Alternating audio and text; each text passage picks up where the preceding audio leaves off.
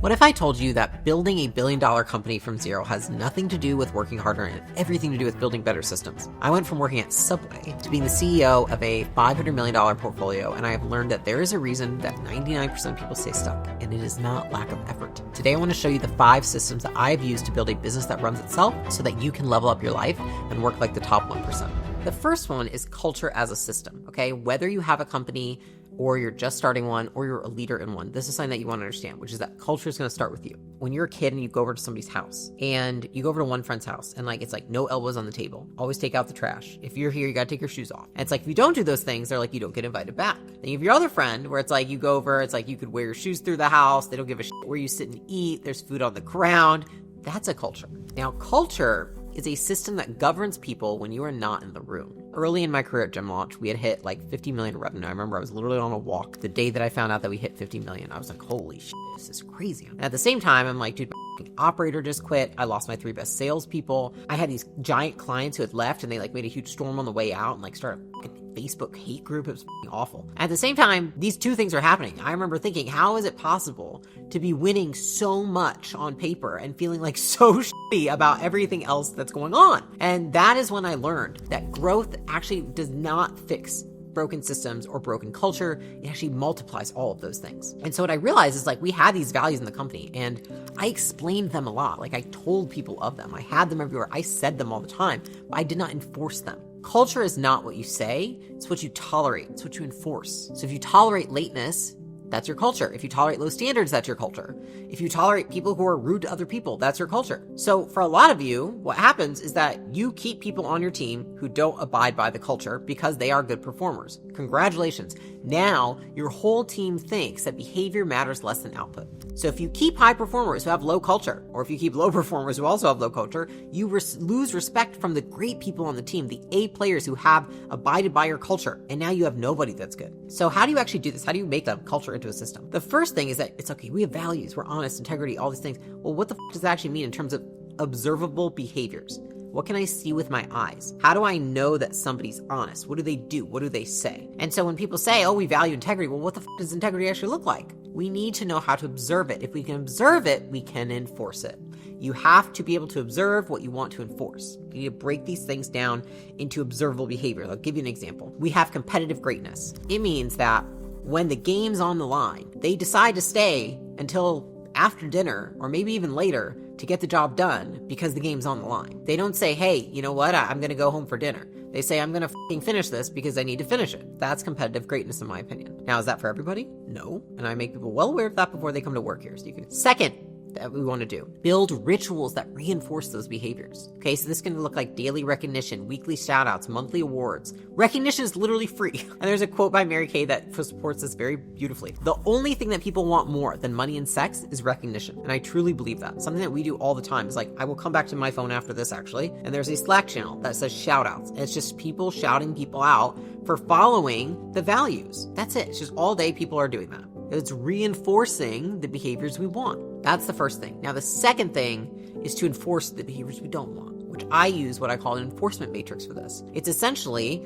evaluating the people on your team, because the biggest way to enforce behaviors is by showing people by who you hire and who you fire. That is the biggest thing you can do to reinforce a culture is who they see go out the door and who they see come in. That's who you tell people, what is most important to this company is the people in it, and who you decide to bring in, who you decide to kick out. That's going to tell people everything. Use an enforcement matrix. I use this matrix like this, and on this end of the axiom, you have skill, and on here you have will. I use will as I say culture fit, how much do they embody the values? How much skill do they have to do the job? People who have high skill and high will, or values fit, I would say those are stars. I want to keep reinforcing and publicly recognizing those people. Promote them, shout them out, put them in front of people, give them more opportunity. People that have neither of those things, you want to kick out. If somebody has low values and low skill, why are they in your company? I don't know, because you're lazy and don't want to get them out, or you're passive aggressive. You got to get them out though. That's terrible signaling to these people. These people hate being in a company with these people. They'll leave if you don't get these ones out. Here, you have people who have high values fit but low skill. That's good. That's not a bad thing. Coach those people up. In fact, use the stars to coach the people that need developing. Now, we can't have an entire team of them, but we can have a good ratio between these two. And on this end, if you have low values but high skill, those are the people that usually you're going to have to get out to. Now, you want to coach them, hey, you're not adhering to the culture. This is a risk. But a lot of those people, it's harder to coach culture than skill. And so usually you have to end up coaching these people out of the business as well. Now, these systems make your culture real. And culture is what allows your business to run without you, because culture is what people do when you're not in the room. System 2 is removing the founder bottleneck. Your business isn't stuck because of your team, your market, your strategy. It is probably stuck because of you. There are so many things in our life where we become the bottleneck, and we don't even know, because it's almost like a fish doesn't know it's in water, because it's just there. It's just how it is. And I remember the first time that I realized I was the bottleneck is when I was running my first company, Gym Launch, and it was 2019. There were so many things coming my way, decisions, and I realized that I didn't even have enough mental capacity during the day to make those decisions. I remember I came back home one night and I was at an event, had to go run my quarterly the next day, and I came home to like 17 Asana tasks, and they were all asking me to make decisions. And what I realized is like, I am now the bottleneck. People are waiting on me to make decisions. They cannot move forward until I do something. And think about it like this. The bottleneck is often at the top, not the bottom. So a lot of people, when they see problems in their company, they go to the bottom. They're like, what's going on over here? Usually problems are upstream. So most of the time it's you. And this is like the hardest thing to see, but your company is really a mirror of you. Every business is capped at the founder's personal capacity. I see it across every portfolio company. It is now a talent problem or an industry problem. It is truly a founder problem. For example, I had this founder. He was a super bright guy, but he was stuck at 10 million for almost like 4 years. And he kept asking me, what do I need to change? Do I need to change the team, the strategy, the structure? One day I just couldn't take it anymore, because I was like, this is 4 years ago. I was a little nicer than I am now. Now I'll just get cut straight to the chase. But I was like, no, you need to change. You are still operating like you have a $5 million business. And I remember he looked at me and he was like, okay, so who do I need to become?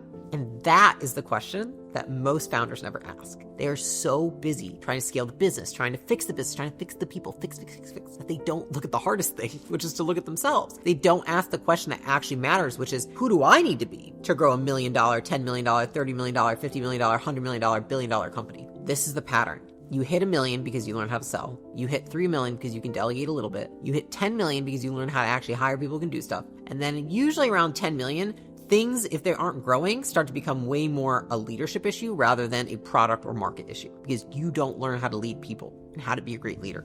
And so these traits that made you very successful early on, they're the exact same traits that hold you back later, or they become useless. And so at some point, those things work against you. Like, very common, moving fast.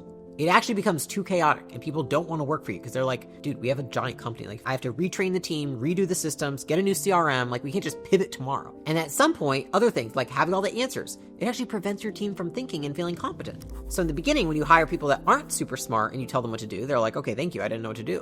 When you hire smart people and you tell them what to do, it's like, what the f***? I thought you hired me for me to be smart and use my brain. There are so many times when this happens. I remember specifically when I brought on my first executive assistant and I was like, listen, I don't always know what to tell you what to do, but I'm going to do my best job to be your boss, because I'd never had an executive assistant before. And I remember it got to some point where I could see that she was becoming more capable and able to do more. And I kept still doing certain things that I had done for myself in the past, because I'd never had an executive assistant before. How was I supposed to know? And I remember one day where, emails came through and answered the emails and made these decisions. And I remember she messaged me. She said, why'd you answer your email? And I said, because I did. And then she was like, why are you doing my job? And I was like, oh. So I started to realize, wow, I need to do things differently. Like, I need to be able to let go. And I think in the beginning, it's all about gaining control. And as you grow, it's all about letting go, which is just like complete opposite of the kind of person that you become. If you want to build a business that runs itself, you have to start with the question, where am I the bottleneck? And then you have to build yourself into the person that has the traits, has self-control, the skill, the poise, the competitive greatness to make that leadership sustainable and scalable. That is the hardest part. The business cannot outgrow you. If you can fix yourself, everything else is going to start working. It sounds really hard, but if you think about it, observable skills. What are the observables that you need to acquire to become the person that can do this thing? Watch other people who are at the level you need to be at. How do they act? Success leaves clues. A lot of them act in different ways. You don't see a ton of very frenetic billionaires. Why? Because at that level, that kind of activity, it actually works against you, not for you. The third system is the people flywheel. And this is why at some point you need to learn this, because you realize you can't do everything. This is a mistake that a lot of founders make. They think, oh my God, I'm so overwhelmed. I need to hire somebody. And so for like 60 days after you've hired somebody, you have this like very euphoric, very fake relief. But then this person you've hired starts asking you questions. They start slacking you. They start asking you. They start asking you more questions. Then they start duplicating your work. And then they don't know who owns what. And then you don't know who owns what. You don't know what's clear and what they do versus the other person. And then you start to realize that they don't actually make decisions without you. And then 6 months later, you have more people, but you have the same capacity and you haven't grown. And you're like, why did I hire these people? Because I thought if I hired 10 more people, I'd grow by 10 more. And it's like, no, you hired a person into a system that either sucked or didn't exist. A lot of the times what happens is that people point to the person, they're like, I've got the wrong people. Most of the time it's that you didn't build the right system. So you need 3 elements in order to scale. Okay, you need functions. This is what work actually needs to happen to make the business work. This is like you would literally list out all the activities that occur in your business. Like some businesses have manufacturing, they have sourcing, some just have like technology, and they have hiring, and they have customer delivery. What are all the functions that need to happen to make your business work? Second is you need people. Who are the right people to create the outcomes and the functions? It's an important question to ask. What people can make these functions work? What people can run these functions? And then you need operations. How does information flow between all the functions and people? If any of these 3 pieces is weak, then you end up filling in the gap and holding it all together. So you have to ask yourself, is it a functions issue, a people issue, or an operations issue? They are different issues. Most people point to person and they say it's the person, but oftentimes the person is the symptom and they are the last piece in the puzzle. So again, what I told you earlier, you got to go upstream. Upstream, there's operations, there's functions, did you select the right people for those functions? Ask yourself these questions before you point to the person and say they suck. Next piece is that people look at the people, and most people hiring people and they want them at a level 5 accountability, which is essentially like they want them to come in, take complete ownership, act independently, make decisions. And I would say that 99.99999% of founders don't actually hire those people, but they say they want them. They hire people at a level 2 who need to be told what to do, because most founders don't want to pay for a level 5. Because if I told you how much they cost, you'd be like, I don't even make that much. I'd be like, I know. That's why you usually have to wait until you're a certain point in the company. But what happens is they hire level 2s, they don't train them to be a level even 3 or 4, let alone 5, and then they stay stuck doing 10 or 20% of that person's job indefinitely. And so your job, you become a bucket of all the 10 and 20% of other people, and you just do all that. You're essentially like the junk drawer. That's what you are. You're the junk drawer for your business. You do a little bit of everything, and nobody exactly knows what's going on there. We can fix this with what I call the accountability dial. So the accountability dial is essentially you hire somebody who's at a level 1, which means they really just need to be told what to do. They can't even get started without being told what to do. There's hiring people at a level 2, where it's like level 2 accountability is like they can do some tasks, but they can't make decisions or follow things through without input. Level 3 is you hire people and they can do tasks and come and get feedback from you before they finish it. Level 4 is like they can do tasks and make decisions, and then they get feedback from you after. Level 5 is where they can do tasks, make decisions, and don't even need to loop you in. And so what happens a lot of times is you bring someone at level 2, but you really want a level 4, and then you just want them to change. Instead, we want to train somebody up. So I'll tell you what I do. If I hire somebody who's at a level 2, how do I move them up the dial? Easiest thing in the world is you have to prompt practice. So I can explain to an employee all day, this is how you make this decision. This is how you do it. Unless I give them the opportunity to practice, they will never learn. People don't learn by hearing an explanation. They learn by trying. So you have to prompt attempts. You have to prompt them to try. And so, for example, I had an executive assistant, and I remember I used what I called the Q&A framework with her, which was every time you have a question for me, what I would like you to do is bring to me the answer that you think I will give you, and I will tell you if it's right or wrong. And so we did that for a while, and this was because I wanted her to make more financial decisions. I didn't want her to ask me where to spend money or not spend money, especially if I was the one requesting that she go do something with my money. And after, I would say, about 2 weeks of her doing it, she was able to make decisions that me as the CEO of the company was only able to make at that point, because she'd used the Q&A framework with me. What was that framework doing? It was teaching her to give the answer herself and then ask me for feedback before she went to the final. And then finally, I just said, you've gotten it right about 10 times without me. Go do it yourself now. Like, it is that easy. This helps because you can stop being the command and control CEO and you can start being the architect, and you let this flywheel kick in where people are able to not just do things on your behalf, but decide things and move things forward. Better systems produce better people.